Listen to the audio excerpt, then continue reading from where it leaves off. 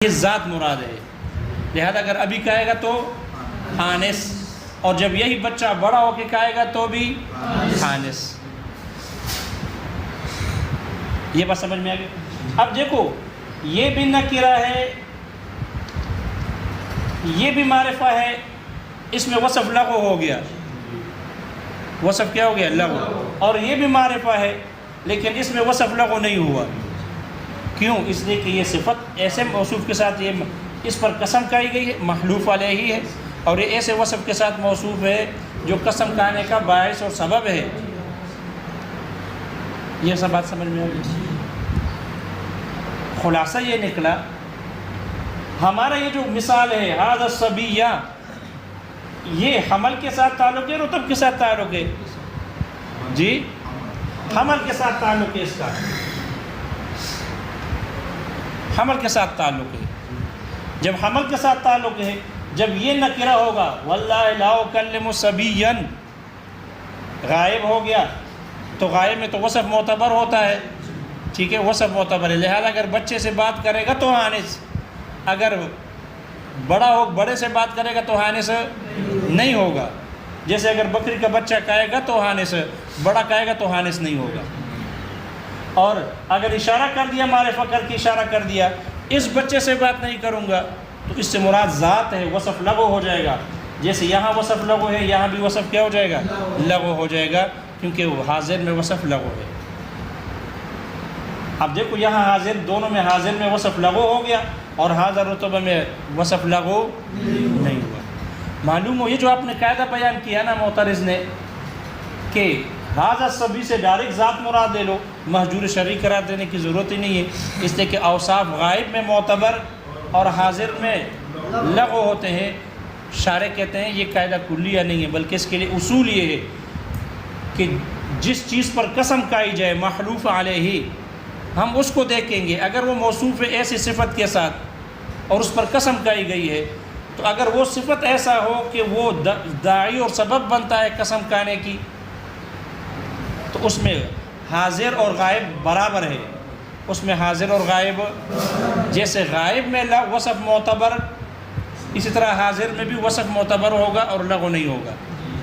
یہ بات سمجھ میں آ گئی؟ اور اگر وہ مراد اس سے جی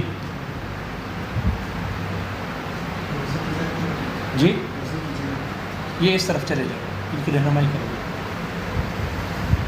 اور اگر وہ صفت ایسی ہو کہ وہ باعث اور سبب نہیں بن رہی، سارے اس طرح گول گول بنایا ہے، پتہ ہی نہیں چل رہا کہ وہ مسجد کس طرف ہے۔ ایک آدمی آ کے نماز پڑھ رہا تھا، اس طرف نماز پڑھ رہا تھا، کیونکہ یہ بھی محراب کی طرح بنایا ہے نا سارے، تو ادھر کھڑے ہو کے اس طرف نماز پڑھ رہا تھا، دوسرا تھا وہ اس طرف کر کے نماز پڑھ رہا تھا، مسجد کا پتہ ہی نہیں چل رہا، اس لیے کہ سارے محراب ہے، تو محراب تو وہی ہوتا ہے جہاں پر جس طرف آدمی نماز، اس لیے یہاں پر باتھ روم تو ویسے ہی اندر ہے۔ یہ بات سمجھ میں آ گئی؟ اس لیے ہم صفت کو دیکھیں گے، اگر وہ وصف اور صفت ایسی ہے کہ جو سبب اور باعث بن رہی ہے قسم کھانے کی یا نہیں بن رہی۔ خلاصہ یہ کہ اگر وہ وصف قسم کھانے کا سبب اور باعث بن رہا ہے تو وہ وصف معتبر ہوگا، چاہے معرفہ ہو یا نکرہ ہو۔ اور اگر وہ صفت اور وصف ایسا ہے جو قسم کھانے کا باعث اور سبب نہیں تو اس صورت میں غائب نکرہ میں وصف معتبر ہوگا اور حاضر میں لغو ہوگا۔ اس لیے شارح کہتے ہیں مطلقاً اس کو ذکر کرنا درست نہیں ہے کہ غائب میں معتبر اور حاضر میں لغو ہوتے ہیں، یہ قاعدہ کلیہ نہیں ہے بلکہ اس میں یہ تفصیل ہے۔ یہ بات سمجھ میں آ گئی؟ البتہ یہاں سوال ہے کہ ھذا الصبی میں، ھذا الصبی یہ حاضر حمل کے قریب کے قبیل سے ہے یا نہیں ہے؟ یعنی آیا ھذا الصبی میں وصف سبا ایسا وصف ہے جو قسم کھائے جانے کا سبب بن رہا ہے؟ تو کہتے ہیں کہ ہاں یہ وصف سبا ایسا وصف ہے کہ جو سبب بن رہا ہے قسم کھانے کا۔ اس لیے کہ بعض بچے ہوتے ہیں ایسے بیوقوف ہیں کہ ان کے ساتھ قطع تعلق، کہ وہ سبب بنتے ہیں کہ اس کے ساتھ آدمی قطع تعلق کر دے اور قسم کھائے کہ اس کے ساتھ گفتگو نہیں کریں گے، بات چیت نہیں کریں گے، بائیکاٹ ہے، کوئی اس کے ساتھ بات چیت نہ کرے۔ بعض اوقات بائیکاٹ ہوتا ہے، بعض اوقات کیا ہوتا ہے؟ بائیکاٹ ہو جاتا ہے۔ اب یہ سبھی ہے، بچہ ہے، لیکن اس کے وصف سے یہ ایسا وصف بن گیا جو قسم کھائے جانے کا باعث اور سبب بن رہا ہے۔ اس لیے کہ بعض بچے بیوقوفانہ حرکت کرتے ہیں، بعض بچے کیا کرتے ہیں؟ بیوقوفانہ حرکت کرتے ہیں، بیوقوف اور سفیہ ہوتے ہیں، جس کی وہ سبب بن جاتی ہے قسم کھانے کی کہ اس کے ساتھ تعلق چھوڑ دیا جائے۔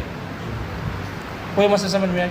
البتہ اس پر عنوان میں اشکال تھا، محشی نے اشکال کیا تھا کہ جو بیوقوف ہے وہ تو زیادہ قابل رحم ہے، وہ تو زیادہ اس بات کے لائق ہے کہ قریب کیا جائے، نہ کہ اس کو اور دور پھینکا جائے۔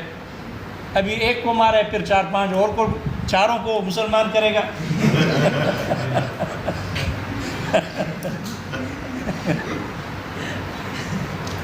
کچھ سمجھ میں آ رہا ہے؟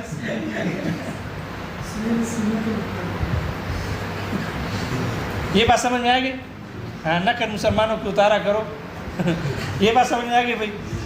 لہٰذا اس پر اشکال پھر بھی برقرار ہے، اس پر اشکال برقرار ہے کہ جو بیوقوف ہوتے ہیں، بہرحال ہو سکتا ہے بیوقوف بھی 2 قسم کے ہو، بیوقوف بھی ایک بیوقوف ہے کہ اگر چھوڑ دیا جائے تو ہو سکتا ہے واپس ہو کے آ جائے، اس لیے وہ قطع تعلق اور ترک تعلق جو ہے وہ سبب بن جائے گا اس کی اصلاح کے لیے۔ اور جو ایسا ہو کہ جو اصلاح بالکل ہی نہ ہوتا ہو تو پھر، اور والدین کے لیے رسوائی کا سبب بنتا ہو، ماں باپ کے لیے، بہن بھائیوں کے لیے رسوائی کا سبب بنتا ہو، تو پھر اس کے لیے، اس لیے وہ لکھ دیتے ہیں، اخبار میں دے دیتے ہیں کہ ہم نے عاق کر دیا، ہم نے کیا کیا؟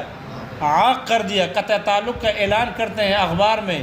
ان کو پتہ ہے کہ یہ باہر جا کے کوئی کارنامہ کرے گا تو پھر وہ ذمہ داری ہمارے سر پر آئے گی، تو وہ عاق نامہ شائع کر دیتے ہیں۔ کوئی بس سمجھ میں آ گیا؟ خلاصہ کلام یہ کہ شارح کے بقول یہاں پر یہ وصف صبا ایسی ہے کہ جو ترک تعلق قسم کھانے کا کیا بن رہا ہے؟ سبب بن رہا ہے۔ اس لیے جب سبب بن رہا ہے تو اس میں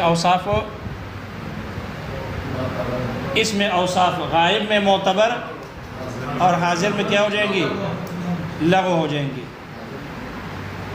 غائب میں معتبر اور حاضر میں لغو ہوں گی۔ یہ بات سمجھ میں آ گئی؟ آگے یہ کہہ رہے ہیں کہ حقیقت پر عمل کرنا امام صاحب کے نزدیک اولا ہے مجاز سے۔ یہ مسئلہ آپ پیچھے پڑھ چکے ہو کہ اگر لفظ کا حقیقی معنی ہے اور مستعمل ہے اور مجاز بھی اس کا ہے اور مجاز پر بھی قابل عمل ہے، یعنی مجاز یا تو عمومی مجاز ہو یا مجاز متعارف ہو، تو اس صورت میں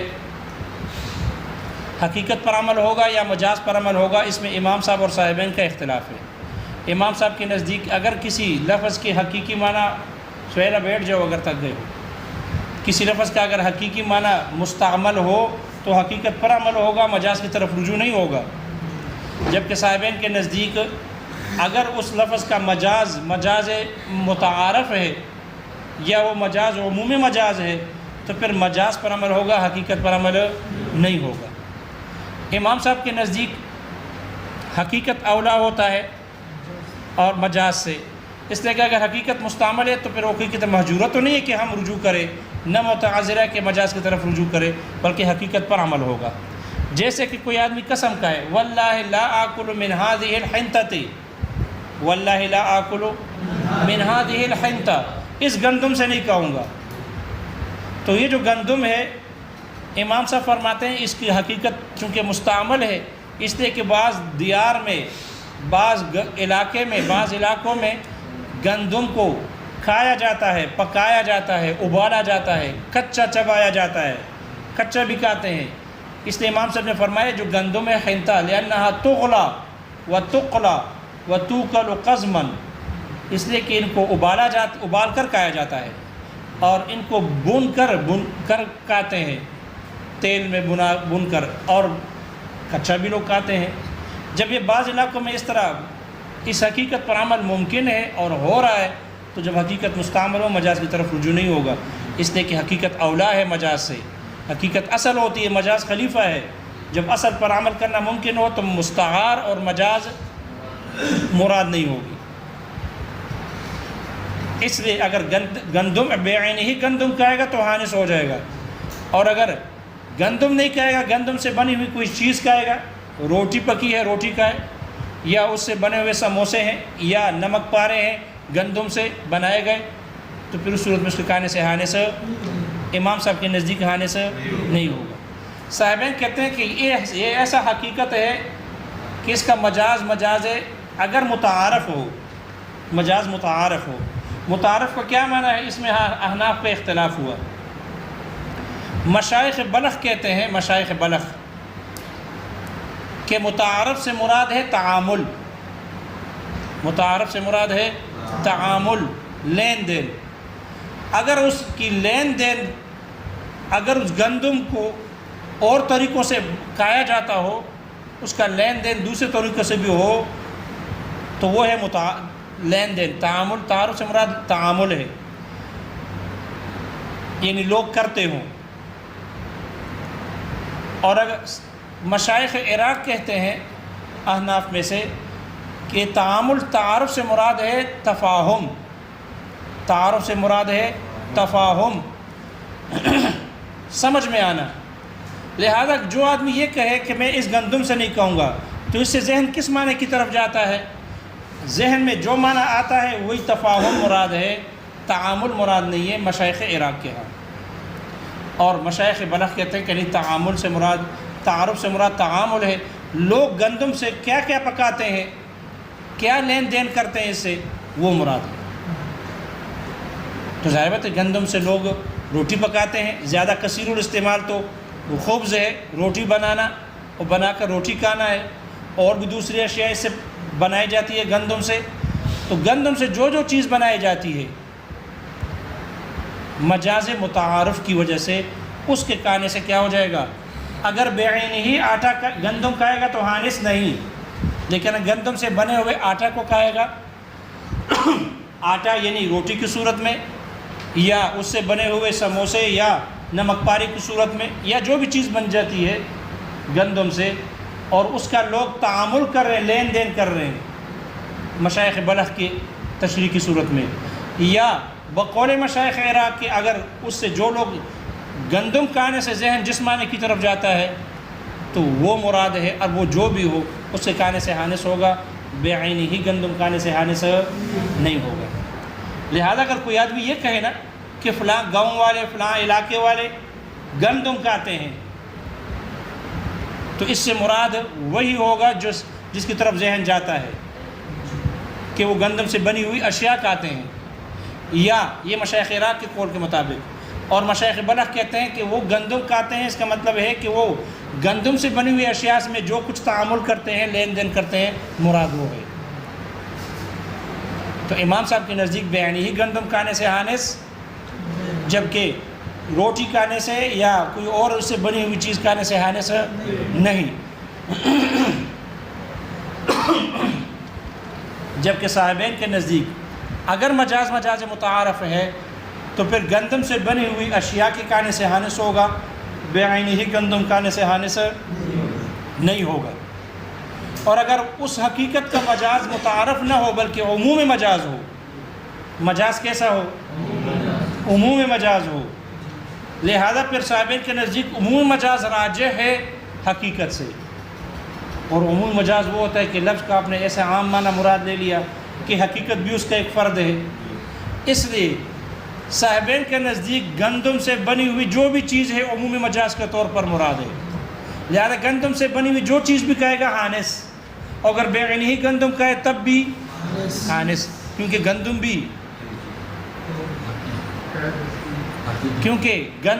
نہیں کہے گا، اس کا مطلب یہ ہے کہ گندم کا جو مغز ہے اندر، جو اس کے اندر گودا رکھا ہوا ہے، وہ نہیں کہے گا۔ اور اب اگر بعین ہی گندم کہے تو وہی گودا اس نے کھا لیا، اور اس سے بنی ہوئی روٹی کھائے گا تو وہ اسی سے بنتا ہے آٹا، چھلکے سے تو نہیں بنتا، چھلکے سے تو بھوسا نکلتا ہے۔ تو صاحبین کے نزدیک اگر مجاز متعارف نہ ہو اس حقیقت کا لیکن عمومی مجاز ہو تو پھر عمومی مجاز اولا ہے حقیقت سے۔ اس لیے صاحبین کے نزدیک بعین ہی گندم کھائے گا تب بھی حانس، اور اس گندم سے بنی ہوئی جو بھی چیز کہے گا حانس، جبکہ امام صاحب کے نزدیک حقیقت اولا ہے مجاز سے، چاہے وہ مجاز عام مجاز ہو مجاز متعارف ہو یا وہ مجاز عموم مجاز ہو، ہر صورت میں حقیقت پر عمل ہے، اور حقیقت چونکہ مستعمل ہے اسی پر عمل ہوگا۔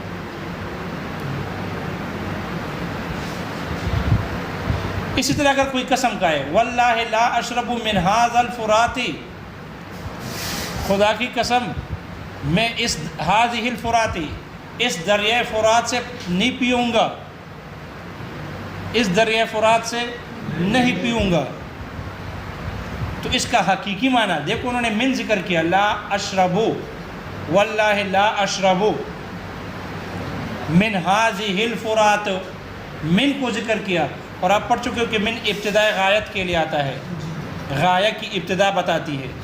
من ھذا الفرات کہہ دیا، معلوم ہو کہ پینے کی ابتدا فرات سے ہو، ہاتھ سے نہ ہو، پینے کی ابتدا وہ برتن سے نہ ہو بلکہ نہر سے منہ لگا کر ہو۔ اس لیے امام صاحب فرماتے ہیں اس کلام کا حقیقت وہ ہے دریا سے نہر فرات سے منہ لگا کر پانی پینا، بالکراعی، بالکراع یعنی منہ لگا کر پانی پینا، اور یہ حقیقت مستعمل ہے، یہ حقیقت کیا ہے؟ مستعمل ہے۔ اس لیے کہ دیہاتی لوگ، بدوی لوگ، وہ جب پانی پیتے ہیں دریاؤں سے، نہروں سے، تالابوں سے، تو وہ منہ لگا کر پانی پیتے ہیں، منہ لگا کر پانی پیتے ہیں، جیسا کہ عام طور پر جانور منہ لگا کر پانی پیتے ہیں۔ تو امام صاحب فرماتے ہیں چونکہ اس کلام کا حقیقت مستعمل ہے، اس لیے حقیقی معنی ہی مراد ہوگا، مجاز کی طرف رجوع نہیں ہوگا۔ جبکہ صاحبین فرماتے ہیں کہ اگر اس کا مجاز مجاز متعارف ہے، اگر مجاز مجاز متعارف ہے، اور متعارف سے وہی دو قول مراد ہے بلخ اور عراق کے مشائخ کا، متعارف سے مراد یا تعامل ہے جیسے مشائخ بلخ کے ہاں، اور یا تفاہم ہے جیسے کہ مشائخ عراق کے ہاں ہے۔ جب اس طرح کے لوگ کہتے ہیں نا کہ فلاں علاقے کے لوگ پانی پیتے ہیں، دریا سے پانی پیتے ہیں، تو یہ فرماتے ہیں کہ اس سے مراد، صاحبین حضرات فرماتے ہیں اس سے مراد یہ ہوتا ہے کہ وہ یا تو چلو میں لے کر برتے ہیں، ہاتھ سے لے کر پیتے ہیں، یا برتن سے اٹھا کر پیتے ہیں، برتن سے اٹھا کر پیتے ہیں۔ لہذا تعامل لوگوں کا عمل یہی ہے کہ عام طور پر ہاتھوں سے پیتے ہیں اور برتن سے پیتے ہیں، اور جب اس طرح کا جملہ کہا جائے تو ذہن اسی طرف جاتا ہے، فہم میں یہی آتا ہے کہ لوگ برتنوں سے اور ہاتھ سے پیتے ہیں۔ جب ذہن اس طرف جاتا ہے تو مجاز اس کا متعارف ہے، جب مجاز متعارف ہے صاحبین حضرات کے نزدیک مجاز متعارف پر عمل ہوگا، حقیقت پر عمل نہیں ہوگا۔ اگر اس کا مجاز متعارف نہ ہو بلکہ عمومی مجاز ہو تو صاحبین کے نزدیک پھر عمومی مجاز پر عمل ہوگا، عمومی مجاز۔ اور عمومی مجاز اس کا یہ ہے کہ چاہے ہاتھ سے پانی پیے یا برتن سے پانی پیے یا منہ لگا کر پانی پیے، تینوں صورتوں میں حانس ہوگا۔ کن کے نزدیک ہے؟ صاحبین کے نزدیک تینوں صورتوں میں کب حانس ہوگا؟ جب مجاز سے مجاز عموم ہو، کیونکہ حقیقت بھی داخل ہوتی ہے، اور اگر مجاز سے مجاز مجاز متعارف ہو تو پھر وہاں مجاز پر عمل کرنے سے حانس ہوگا، حقیقت پر عمل کرنے سے حانس نہیں ہوگا۔ صاحبین کا مذہب سمجھ میں آ رہا ہے؟ البتہ اگر کوئی نہر، کوئی تالاب، کوئی نہر اس فرات سے الگ نکال لی گئی ہو اور وہ نہر والا پانی اس میں جا رہا ہو تو وہاں کا پانی پینے سے حانس، اگر کہا اس نے قسم کہی کہ لا اشرب من ھذہ الفرات، اس فرات سے پانی نہیں پیوں گا، اور فرات سے کسی نے نہر نکالی ہے الگ، تو اگر اس نہر کا پانی پیے گا تو اس کے پینے سے حانس نہیں ہوگا، کیونکہ وہ فرات نہیں ہے، وہ فرات سے نکل چکا ہے، اس کے پینے سے حانس نہیں ہوگا۔ لیکن اگر وہ اس کے ساتھ ماء کا لفظ لگا دے، واللہ لا اشرب من ماء ھذہ الفرات، اس فرات کے پانی سے نہیں پیوں گا، تو اب چاہے بے عینی فرات کا پانی پیے یا اس سے نکلا ہوا نہر کا پانی پیے، پانی تو وہی فرات والا ہے، اس لیے اس کے پینے سے حانس ہو جائے گا۔ کوئی بات سمجھ میں آ رہی ہے؟ اسی طرح جب کہا کہ واللہ لا آکل من ھذہ الحنطہ، تو اس پر اعتراض ہو گیا۔ اس پر کیا ہوا؟ صاحبین پر اعتراض ہے، امام صاحب پر نہیں۔ صاحبین کے نزدیک چونکہ مجاز متعارف یا عمومی مجاز مراد ہے، گندم سے بنی ہوئی جو بھی چیز ہو، تو ان پر اعتراض ہوگا سویق کو لے کر، سویق ستو کو لے کر ان پر اعتراض ہوگا کہ اگر کوئی آدمی اس گندم سے بنے ہوئے ستو کو کہے تو مجاز متعارف اور عمومی مجاز کا تقاضا ہے کہ اس کے کہنے سے کیا ہو، حانث ہو جائے، حالانکہ صاحبین کے نزدیک حانث نہیں ہوتا، حانث نہیں ہوتا۔ تو اس کا جواب ذکر کیا کہ ستو کہنے سے اور سویق کے کہنے سے حانث اس لیے نہیں ہوتا کہ سویق اور ستو جو ہے یہ عرف میں الگ جنس کے نام سے مشہور ہو گیا، الگ جنس بن گیا، الگ جنس بن گیا، اور جب آٹے سے الگ جنس بن کر استعمال ہو رہا ہے اور لوگ اس کو استعمال کر رہے ہیں اور سمجھ رہے ہیں، تو اب وہ آٹے میں داخل نہیں ہے، گندم میں داخل نہیں ہے، اس لیے اس کے کہنے سے حانث نہ ہونے کی وجہ یہ ہے کہ وہ الگ جنس کے طور پر مشہور ہے اور استعمال ہو رہا ہے، اس لیے اسے کہنے سے حانث نہیں ہوگا۔ یہی وجہ ہے کہ اگر ایک جانب گندم رکھ کی جائے یا آٹا رکھا جائے، دوسری جانب سویق ستو رکھ کی جائے، تو اس میں برابری ضروری نہیں ہے، تفاضلاً بے جائز ہے، تفاضلاً بے جائز ہے۔ اگر یہ سویق بے عینی ہی گندم کا جنس ہوتا تو پھر اس میں برابری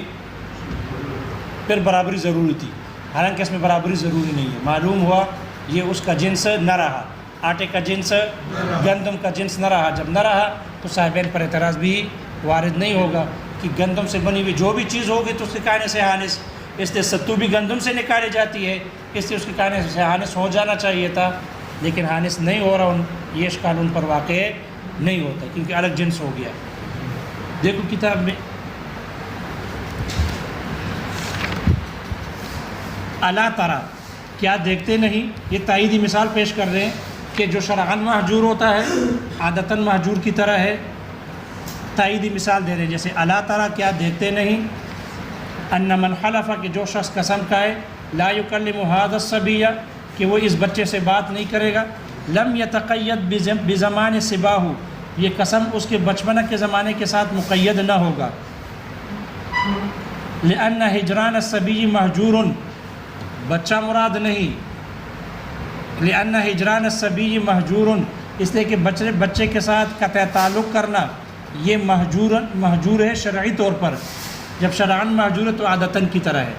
فإن كان اللفظ له حقیقۃ مستعملۃ، اگر کوئی لفظ ایسا ہو کہ اس کی حقیقت مستعمل ہو، ومجاز متعارف، اور اس کا مجاز متعارف ہو، کما اذا حلف، جیسے کہ قسم کھائے، لا یأکل من هذه الحنطۃ، اس گندم سے نہیں کھائے گا، او لا یشرب من هذه الفرات، یا اس فرات سے نہیں پیے گا، فعند ابی حنیفہ، تو امام ابو حنیفہ رحمہ اللہ کے نزدیک العمل بالحقیقت اولا، حقیقت پر عمل کرنا زیادہ بہتر ہے، اولا ہے، وعندہم، اور صاحبین کے ہاں العمل بعموم المجاز اولا، عمومی مجاز پر عمل کرنا اولا ہے۔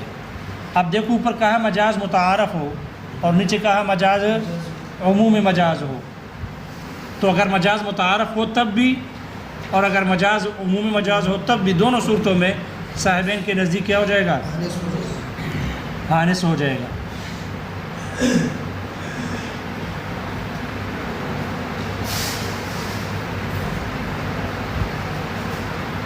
بس یہ سبق تو چل ہی نہیں رہا، کیا کریں، ہاں، یا تشریح چھوڑ دے، وضاحت چھوڑ دے، کم کر دے۔